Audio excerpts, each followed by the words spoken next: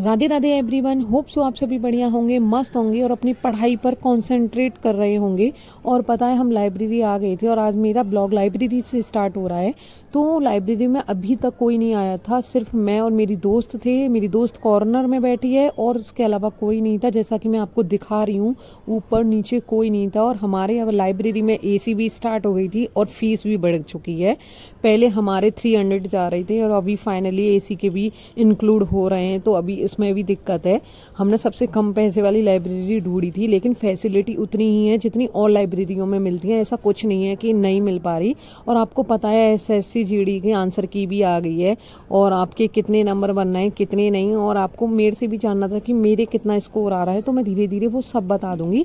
अभी आप मेरे ब्लॉग को कंटिन्यू करो। तो मैंने सारी बैठ तो गई थी मैं अपने एकदम स्थान पर, और मैंने सारी नोटबुक वगैरह निकाल ली थी और मैंने फर्स्ट स्लॉट कंप्लीट किया, क्योंकि मैं आपसे बात ही करती रहूँगी तो पढ़ूंगी कब। तो मैंने फर्स्ट स्लॉट में अपना मैथ देखा, तो मैंने मैथ में नोट पैड में अपना रिवीजन स्टार्ट कर दिया, प्रैक्टिस स्टार्ट कर दी। जो भी मेरे क्वेश्चंस थे, डाउट्स थे, मेरे भाई के मेरे, हम दोनों एक दूसरे को जो देते रहते हैं, वो सारे मैं क्वेश्चन सॉल्व कर रही थी। आपको पता है मैथ में क्या होता है, आपके साथ भी होता है कि जब तक आंसर निकल रहे हैं तब तक तो हमें मैथ अच्छी लगती है, लेकिन तब निकलना बंद हो जाते हैं ना, तो हम बोर होना स्टार्ट हो जाते हैं और पकना स्टार्ट करते हैं। पता नहीं, मेरे को मैथ जितनी ही पसंद है ना उतनी ही बेकार लगती है। अगर जब तक आ रही है तो मैं ठीक है, मैं इंजॉय करके मैथ करती हूँ। तो फिलहाल मैंने 1-1.5 घंटे मैथ ली और मैथ स्टॉप करके फिर मैं पहुँच गई अपनी ज्योग्राफी पे। ज्योग्राफी में मैं चैप्टर वाइज याद कर रही थी। अभी मेरा प्लेटिव चल रहा था जिसमें मैं याद कर रही थी पठार वगैरह सब कुछ याद कर रही हूँ, क्योंकि ये सब UP police, SSC GD, RPF, CTET, DSSB सब में आ रहा है। और मैंने कितने सारे फॉर्म फिल कर रखे हैं। शायद आप भी उनमें से एक होंगे कि जो भी फॉर्म आता है फिल ही कर देते हो। घर वाले भी बोल देते हैं कि उस सारी चीज़ की प्रिपरेशन चल रही है तो ये भी कर लो। तो मैंने ज्योग्राफी तो ख़त्म कर दी, अब मेरा बायोलॉजी चल रहा है।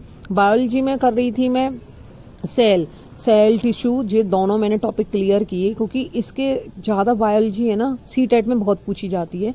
तो सीटेट के साथ डीएसएसबी में भी है और उसके साथ आरपीएफ में भी बहुत मायने रखता है साइंस का पोर्शन। तो आप है ना साइंस को ढीले मत लेना, शुरुआत से करते रहो, थोड़ा बहुत साइंस का टॉपिक ले लो। 1-1.5 घंटे नहीं तो सिर्फ 15 या 20 मिनट साइंस पढ़ा करो, जिससे कि क्वेश्चंस आपके ना जितना मैक्सिमम कर पाओ अपने उसमें पेपर्स में, एग्ज़ाम्स में। तो थर्ड फोर्थ टॉपिक चलता है मेरा पॉलिटी का, तो मैं पॉलिटी में कर रही थी क्या याद, जो कि आर्टिकल्स थे। थोड़ा बहुत पॉलिटी में रिवीजन कर रही थी। मैंने ज़्यादा देर पॉलिटी नहीं पढ़ा था। एक लड़का था जो कि बार बार लड़की के पास आ रहा था, जो कि मेरे बगल में बैठी थी, और तो मैं उसकी वजह से डिस्टर्ब भी बहुत हो रही थी और मेरी दोस्त पीछे पढ़ रही है। तो मैंने 4-5 टॉपिक एकदम क्लियर कर लिए थे। मैंने आज बायोलॉजी पढ़ा, और ये मेरा था कि जो मैंने डीएसएसबी का सिलेबस बनाया था जिसमें कितने क्वेश्चंस आ रहे हैं कितने नहीं, वो सब कुछ था। तो आज मेरा है ना ऐसा कम से कम 5-6 घंटे का शेड्यूल लाइब्रेरी में पढ़ने का। अब मैं है ना थोड़ा टाइम और खींचने वाली हूँ लाइब्रेरी में। अभी मेरे को फ़िलहाल घर जाना था, क्योंकि मेरे को अपनी मम्मी का फ़ोन भी वहाँ सर्विस सेंटर से लेना था। तो मैंने आज के लिए बस इतना ही पढ़ा और मैं लाइब्रेरी से सीधा चली गई दुकान पर, जहाँ की मेरा रिपेयरिंग सेंटर पर, जहाँ मेरा फ़ोन पड़ा था मम्मी का।